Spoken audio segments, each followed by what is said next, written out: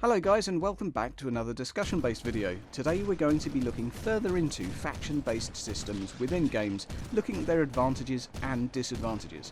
Before we get started though, click the like button, click the subscribe button down there, and remember to smash the little bell too. That way, if I make a new video, you don't miss anything.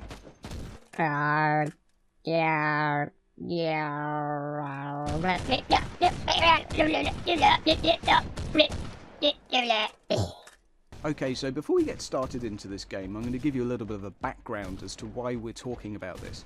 Over the last couple of days, we've been debating quite furiously within the forums over the combat-based systems and what sort of justification they would be having within the game. Many players have been saying the Radical and Puritan system is a good place to start if you're looking to have Inquisitors having conflict with each other. At the moment, it's worth pointing out within the roadmap there is no mention of a faction-based game system. While they do mention Radical and Puritan factions, it's described exclusively as a morality system, so it's good or bad, light or dark, and you'll get perks depending on which one you go into, and there will be missions specific to each line. But what we're going to do is we're going to discuss the advantages and disadvantages of having faction-based systems. That is to say, if they wanted to include PvP in a manner where it was faction, if it was Radicals versus Puritans, or for those of you that are allergic to PvP, it could be PvE where you still kind of have Radicals versus Puritans. We're going to be discussing what's good and what's bad about that. So as of yet, we haven't had a clear advantage given or presented to me for a faction-based system. So I'm going to do you the favour first of arguing against myself. That is, I think, a little bit unfair actually. There's one advantage that's consistently been mentioned, and that is that it fits very, very neatly into the lore. The lore has, in extreme situations, Radicals killing Puritans and Vicky Verky, because they obviously are pretty polarised in terms of their views, much like some of the forum members actually. But I digress. We all love each other, I'm just kidding. I am in agreement here with you guys. It does fit very neatly into the lore, and it is a very nice way to explain why people might be wanting to kill each other, raid each other's fortresses, or go to war with certain cabals against other cabals. But let's look more into the actual gameplay advantages that something like this may bring. Now, the first of which I think is more of a social advantage. Having factions does lead to some form of camaraderie. It gives players a little bit of an extra sense of identity of a greater team or a purpose as such to try and sort of fulfill within the RPG setting. You think back to your days of WoW, if you were a Horde member or an Alliance member, both teams felt a degree of sort of a passion and they felt tied to their chosen path. Obviously in Inquisitor Martyr you're going to be able to change if they had a faction-based system. I do think the extra layer of sort of social integration that it might provide could be a pretty powerful tool in creating sort of more closely knit communities. It could be a good feature. So next, I think it can also be a good platform in which to launch other features. When you do have factions, it really opens up your opportunities of having more PvE, more PvP, variety in terms of features. So you can start having missions to go do things against the other faction, which is sort of quite a nice way to tie in a little bit of lore, and also to make players feel like they're doing something with a little bit more justification rather than just going on a bland mission. It could be going to disrupt the Puritan supply depot or something like that. It can give you a little bit more room for creativity in terms of purpose within a game. Now, if there are other advantages, and there may be, I'd love you to put them down below in the comments, but at the moment that's all I can come up with.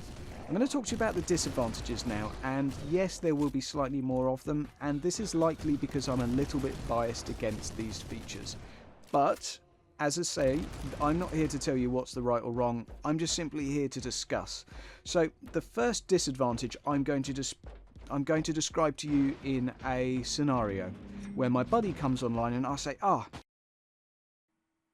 g'day there, Bruce. I see you survived that hoop snake attack the other day. I knew you could handle it, brother. Anyway, me and some Sheilas are about to go on a nasty little mission, hunt down some drop bears. You fancy joining us? What's that, Bruce? What's that? You're a Puritan, Bruce? Get out of here! We're all radicals, we can't play with you. Get out! Not welcome here. Bloody weirdo. Australia, for the win. That was a really good Australian accent, but I think my point is made that friends may not be able to play certain content together if they've made a given choice. Now, some of you may well feel that the law trumps friendship within this context, some of you may not. Everyone will have their own views on this, but either way, it will separate certain players that have made different choices from playing together, which can be a disadvantage. Moving on now. If you've got 10 players and they're all trying to play against each other or with each other, co-op or PvP, it doesn't really matter. You've got 10 players, let's just for the sake of argument and simplicity say we've got 2 teams of 5. If they're in different factions, you can no longer mix those teams. Obviously the player pools are going to be much bigger than 10 players total, I really hope. But basically it halves your ability to balance teams, find teammates. It suddenly creates much smaller brackets of players, making matchmaking a lot more difficult. Well, twice as difficult, really. So that is something to think about. If you're going to have faction-based systems, PvP may be incredibly one-sided. Within certain servers on WoW, for example, sometimes Horde always won, sometimes Alliance always won. They just had the better players, and that never changed. I was on a server for about 2 years, and Horde were always terrible at PvP. Alliance just had the better players and the more die-hard, try-hard players. So that again is an issue if you're looking at sort of gameplay balance. Lastly, and some of you may laugh at this, but for the same reason that camaraderie may be made with the faction-based systems, there can also be toxicity.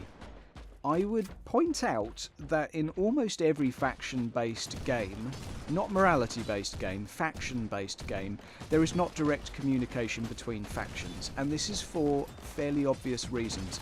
If you're PvPing against teams, there is normally friction. If you're working against other players, there is normally friction that is generated. If you keep getting killed by a certain character, it is within a game developer's best interest that you cannot communicate with them. That's not to say all PvP games block the ability to talk to each other. In Halo, people will constantly message each other after games saying you're a bad kid, oh my god you hack, etc, etc. But this is something to consider. If you're having a system which is going to create some form of camaraderie and a one side versus an other side, there is going to end up being some form of toxicity within it as well. Some of you may think that just sounds sort of too petty, that would never happen within a game. Welcome to the internet, guys. It happens. That is something that has to be factored in, and managing toxicity within games that have competitive or even cooperative features is something they do need to consider. Now, that's actually me empty of advantages and disadvantages for these features. I do respect that there are advantages of having it very neatly lore specific, but I do think that there are disadvantages we need to consider, and these are fairly powerful ones. I would have a proposition, and this isn't mine, this was suggested to me by someone within the forums. I'm not going to name him, just on maybe I haven't asked his permission, so I'll just presume that I shouldn't. But he suggested, and don't get angry with this idea if you're a real lore nerd, but if you're a cabal and you have 80% radicals and a few Puritans are mixed in there as well, why not just have the cabal as an overall radical cabal then? And allow the ratio of players to decide that. That way they can still play together, they can still enjoy each other's company. Maybe you could put some hard limiters, so say, okay, the guys that are incredibly extreme radicals can't play with, I don't know, even then I'd be slightly against that feature. But we could maybe do something a little bit more flexible here and create a system that doesn't have some of these disadvantages if, and that's a big if, they do go for a faction-based system. Once again, guys, I'm just going to throw it to you that they have not mentioned factions anywhere. They've used the word radical and Puritan factions, but at no point have they said they're going to have a faction-based system within the game. This is just me discussing what if. Hope you've enjoyed the video, guys. Feel free to leave your comments down below, and for those of you that hate PvP, feel free to remind us that you hate PvP. That's absolutely fine too. And hope you guys have a fantastic weekend. Remember to like the video, and I'll see you next time. Peace out, guys.